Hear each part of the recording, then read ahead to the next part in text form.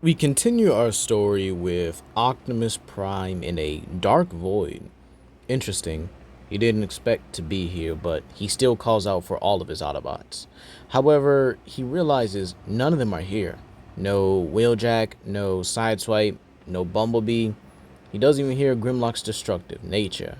However, he does hear a voice, and believe it or not, he's aware it's a godly presence. Obviously, this would be Arceus, just like in the last part. And Arceus does introduce himself to Optimus. However, Optimus has one thing he can actually do. He can demand Arceus to show his true self, or he could do it himself. And Arceus, realizing that Optimus still does possess the Matrix, something that is very powerful indeed, decides to reveal his true form to him. And Optimus actually perceives it well thanks to the Matrix protecting him. And Arceus simply states, "Your friends are fine. However, you also have to do a trial. If you can beat the Void Dungeon, you will be granted amazing power. Power beyond your wildest dreams. And you'll be able to get your friends back. So, do you accept, Optimus?"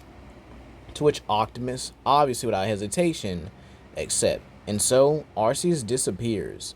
And a little dust clops actually comes into view and it greets Optimus warmly. And Optimus simply states, "So, you're going to be my companion for this one, and somewhat my guide, I guess. Very well, little friend. Let us go to the first trial." And so the little dusky over here, just straight up floats around and, well, leads Optimus into the first dimension. However, Optimus is amused by this. He thinks the world is vast and beautiful, but he also sees another half of it, one dreary, dread, and full of those who have caused harm. It's the dream realm, where every Pokemon dreams, creating alternate realities that simply fill the multiverse. And this is where two beings appear before him, Darkrai and Cresselia. They tell Optimus that they're going to be his first trial, and they simply state their rules are simple. You have to admit the truth about what you see, hope and despair, dreams and nightmares. And so Cresselia presents herself first, and she tells Optimus to come towards her. Optimus does it without hesitation and enters a sort of dream bubble, if you will. He sees a much happier life, and Cresselia questions him, "Do you see it? The life you could have had? With them, with her. Maybe in a much better world. But that would also mean a couple things never happen, right? Some of your friends never achieve their greatest dreams. Some of your friends are never born. And yet, Cybertron is peaceful. Even though you love her, Optimus, do you accept the reality that you're in? Do you see the reality that you created? But there's more, isn't there? Your old friend, Megatron. Someone who you trusted, called a brother, and yet he still harmed you. But this is where Cresselia does something else. She shows him other realities where he and Megatron made up. Megatron becoming an Autobot and becoming better. Or times where Optimus simply went too far, killing Megatron where he surrendered. Or maybe Optimus is the villain. Maybe Optimus is wrong about everything. And when he sees these realities, he doesn't flinch. He doesn't even, back away out of fear. He simply continues on and looks at them. He looks at even his own Megatron's deeds, and sometimes, or some of the other ones, some of them being worse than his Megatron, but yet he sees it. And he admits, maybe, just maybe, I had always thought Megatron could be redeemed, still be a force for good. But I have to see now that my Megatron isn't like that. He is evil. And I always will admit that sometimes he will always need to be stopped, no matter the cost. And as for everything else, I would rather be in the position I am now with all my friends than being back there, happier, but with none of them or some of them never existing. To which Cresselia says, "Very good, Optimus. You passed the test." However, as she fades out, a dark glow overtakes him immediately, and he sees Darkrai in his nightmare form. Optimus, again, doesn't flinch, but he does prepare himself for battle. And he's like, whoa, whoa, whoa now. Remember what the trial is. And so as Optimus drops his axe, he sees it. The war for Cybertron. Matter of fact, not just his war, other wars. How Decepticons and Autobots changed. However, Optimus, before he can even think about him being the most virtuous, he sees how far he can go, how dangerous he is, how much of a monster he can honestly be.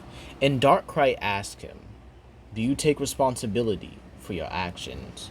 Do you even care what your actions do? Do you regret leaving her on Cybertron, Optimus? Do you regret leaving Cybertron behind and never fighting for it? Or how about the time some of your allies died? And this is where he shows even more brutal deaths of some of his friends. This being, well, Jazz, Ratchet, and even some other fates of his, alternate friends. Q dying in Dark of the Moon as he was also Wheeljack. Grimlock being tortured by Shockwave and follow Cybertron and just demanded that he break, demanded that he serve. Grimlock in the IDW continuity being tortured by Overlord and then being tortured by Scorponok. Bumblebee getting his voice box ripped out and being left, unable to speak. Wheeljack and other Autobots that he holds dear being gunned down and hunted by people he would have also called friends. And then Cybertron, the very thing that started all this, the government, the way it was built, the way it worked, it never got to fruition. And so Darkrai simply asks Optimus, who's sitting there contemplating, do you hold yourself accountable for what Cybertron has done, or for what happened to Cybertron? And Optimus is sad about this, don't get him wrong, but he says something that would be very moving. I do. I understand my part in this war, fighting for freedom, fighting for the right of all sentient beings, but I will never, ever regret what I'm fighting for. And Darkrai simply lets him go, with Optimus passing a test. However, this is where he heads into another realm, one overflowing with life, too much of it even. And this is where Dusky over here actually guides him to a temple. And again, keep in mind, Optimus can understand them because Cybertronians are just natural translators, so you can understand what, Dusky over here is saying. As Optimus goes through the realm, he sees it. It's really overflowing with life. Like, there's never been a balance here. He even admits it's vastly more life than he expected, but again, he doesn't mind it, as Optimus again cherishes all life. However, this is where Optimus heads to the temple of Yveltal, the god of death itself. And so this is where Dusky translates the stone tablet, and it simply states a very simple thing. This realm is overflowing with life and has never known the mercy of death. In order to restore this realm and to keep it from overflowing and breaking the boundaries of other realities, you must set Yveltal free and, well, restore balance. But keep in mind, this will come at the cost of multiple lives. And so Optimus thinks to himself here, he would never, ever take innocent lives. But he also understands that there is a balance that needs to be kept. But also, the boundaries of the other universes, would they be overflown? Would they be cramped? Would they subside into being erased? Optimus thinks to himself, only for a few minutes, and simply states, it needs to be done. Only a few lives will be taken.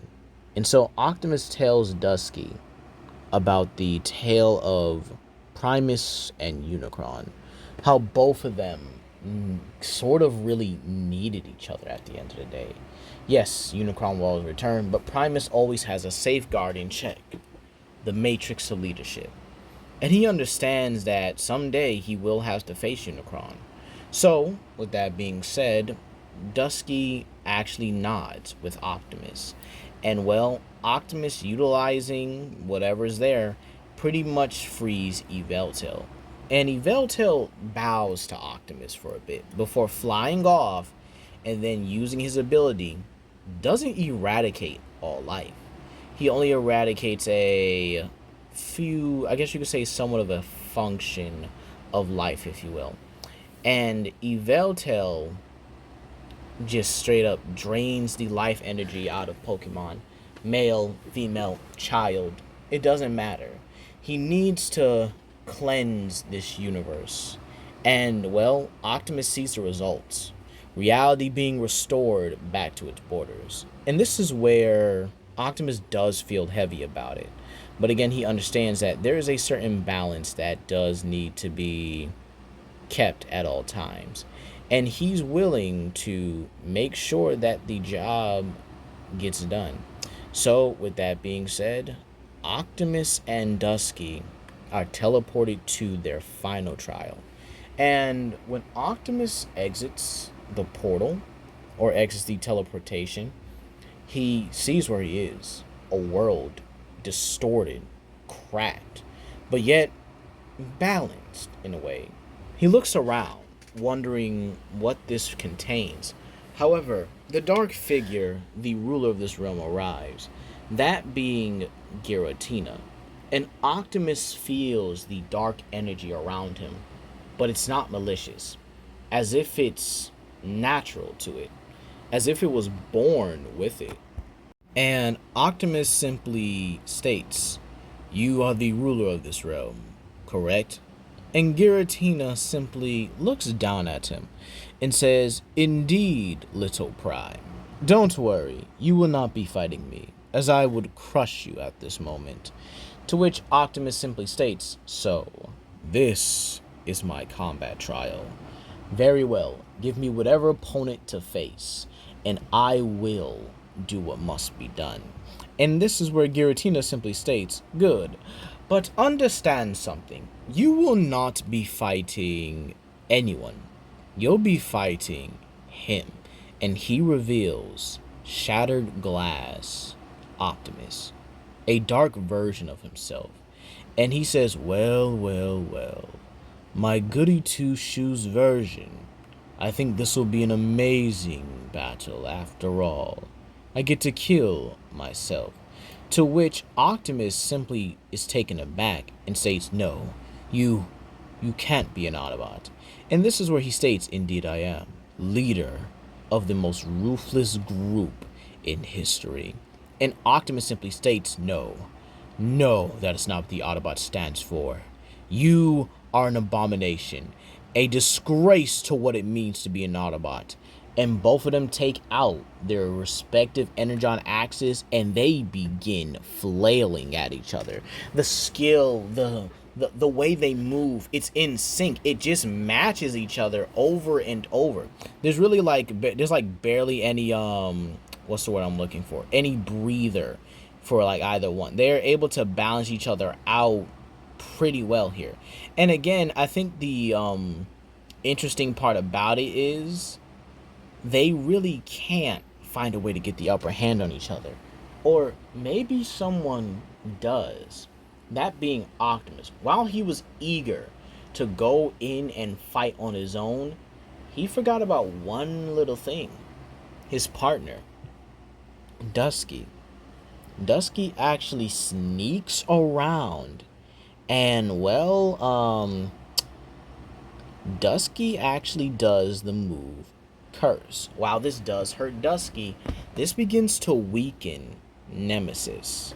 And sorry, not Nemesis. I think I was gonna call him that anyway. This begins to weaken the Shattered Glass Optimus, and it does it slowly and slower and slower. Optimus, taking advantage of this, simply nods at Dusky, who actually shoots a shadow ball from the back. And this is where Optimus, or at least Shattered Glass Optimus, turns to use his blaster. But Optimus, grabbing him by his wrist, flings him over his shoulder and slams him. And then when he picks up Nemesis, or Shattered Glass, by his throat, he rips his arm off, telling him what the Autobots stand for, what the Autobots are, and that he is nothing more than an abomination, and that he is the real Optimus Prime, and thus guts Shattered Glass Optimus like a fish. And so he simply pats Dusky on the head, telling him he made a fine Autobot this day, with Dusky simply nuzzling Optimus affectionately, kind of like how Crocodile bites Grimlock in his own way. So, with that being said, what happens? What does Optimus get? Giratina applauds him, showing him that maybe in another reality, they could possibly work together. But for now, he will grant Optimus the ability of darkness. And that's where we're going to leave it off here, folks. Please comment down below, like and subscribe and share with your friends. And how do you think the other Autobots are going to react to where Optimus is the one wielding the literal element of darkness itself? Something very contrasting to the matrix of leadership. But that's gonna be all today, guys. And yeah, the next part should either be Bumblebee or Sideswipe, so whichever one comes out first, it's the one that comes out first. But that's gonna be all today, guys. And yeah, y'all have a blessed day. Peace.